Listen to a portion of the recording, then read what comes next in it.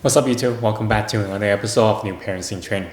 So on the previous episode, I talked about how I ended up getting the S21 for a really cheap price. Right now they are having a trade-in, so I trade in my S20 for the S21 and get $700 off for a retail price of $799 phone. Along with other promotion, I pay less than $94 for my entire price for the phone. So if you want to go check out that particular video and use the promotion, go right ahead. I'll put the video up top so you can go check it out. So today I just want to talk about why the S21 being a new phone with a new chipset, faster and somehow being cheaper than S20 when it first launched. So S20, the base model when it first launched was $999, but for this S21 it's actually $799. So with $200 off difference, where did it all go, right? So let's talk about that today, and I'm also going to talk about some of the newer feature for the S21. So one, the obvious one would be all the accessories that come with the phone itself. Samsung kind of went with the route of what Apple has been doing. So Samsung for the S21, they took away the charger and there's no more earbuds come with the phone itself. So those two were gone. I don't think it's that big of a deal for Samsung not to include a 25 watt fast charging charger in this S21 because you probably have one lying around at home, or you can actually go out and get one if you don't have it. So I don't think that's that big of a deal. And plus the wired earbud, a lot of the company now are pushing out wireless earbud. So for me, I recently got the Samsung Galaxy Earbud Pro. That one is actually really good, and it works well with the S21 because there's one other feature that it will only be capable using with the S21. It's called the 360. It kind of give you a surround sound when you have that Earbud Pro with the S21. With that being said, so with those two things not included, I don't see that being that big of a deal. For some of the bigger difference in terms of physical difference is that Samsung S21, the base model use plastic back.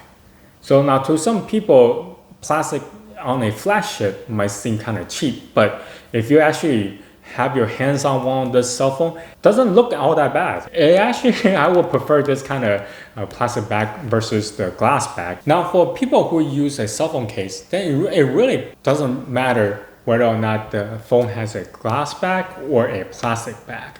So in that regard, I don't really mind the physical change. Alright, so another big difference between the S20 and S21 is that with S20 you can expand the internal storage capacity with external memory card. But with S21 you can no longer do that. You can buy the either 128 gigabyte, 256, or the 512 version. Memory slot is no longer there for the S21. Speaking of memory, S20 has 12 gigs of RAM versus S21 only has 8 gigabyte of RAM. Now, to some people, there's, well, 12 versus 8, of course, 12 is bigger is better. But for me, after I've been using the S21, I did not see that much of a big difference. Now, if you don't really understand RAM in the nutshell is pretty much let you run multiple apps in the background without ever having them shut down. So it would be convenient for you to retrieve the app in an instant compared to if you have less RAM. But in my case, when I have used my S21, I haven't seen that much of slowdown because the fact that S21 has a newer and faster chip. Now speaking of the chip, so for S20, it only comes in with the Snapdragon 865, and for S21 it has the newest Snapdragon 888 chips within it. So in that regard, it more than compensates for the lack of RAM. Now I pull up some test runs with the 3D Mark benchmark. Obviously the S21 outpaced the S20 with a much higher margin. The phone itself performed much better than what S20 does, even though it has less RAM than the S20. So higher RAM is not always better in that regard. Right, another thing that's big difference between the S21 and S20 is that the screen resolution for S21 is now at 1080 as opposed to the S20 was at higher resolution, 3400 times 1440. But even though with the less screen resolution, S21 still has the 120 Hz refresh rate. If you have used S20 or any other smartphone that has higher refresh rate, then you will know that the screen resolution would drop, usually to 1080 anyway. So to me, I've been using the 120 Hz with my S20 the whole time. So it didn't really bother me for the lower resolution. Now, those are some of the big drawbacks with S21. Now, to me, I don't see them as that big of a deal. Now, because the fact that it's $200 less than the S20, I think some of this stuff that Samsung has cut off, I'm okay with it. Because overall, the S21 is much faster phone than the S20 and much better. Now, some of the stuff that they still remain the same.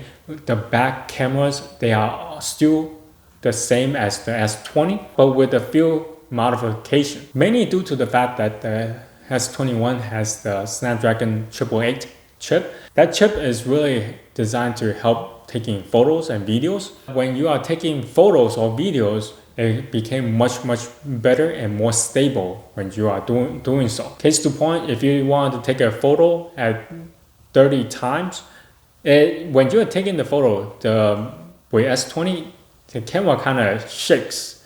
You cannot really stabilize when you are taking the photo or that well. But with S21, you can. So in that regard, it's actually able to take better picture than S20. Now, I won't suggest anybody to go out and take 30 times photos because a lot of times those photos become useless just because the fact that you expend so much. But you could at least take the photo or video with ease, even at the higher zoom rate. Another thing I wanted to mention is that the fingerprint to unlock the phone, I feel that the S21 is much quicker response than the S20. So in conclusion, should you upgrade to S21?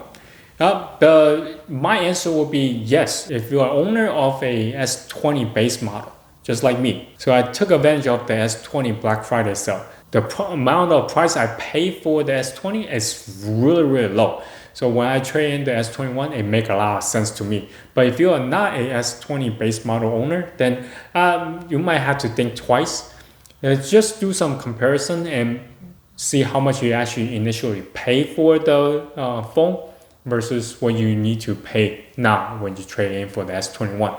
But as of right now, I really like how Samsung is pricing their phone, especially for their flagship. The prices not keep going up, it's actually coming down. And they found ways to cut it, and not to cut the phone's performance, but to give more value to the consumer. So thank you for watching. If you have any questions, comment down below. Until next time, bye.